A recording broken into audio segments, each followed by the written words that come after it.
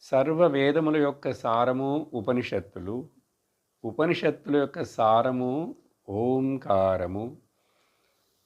ఆ ఓం పదముగా ఉన్నటువంటి ఆ గురువు యొక్క పాదాలు మంగళకరమైనటువంటివి.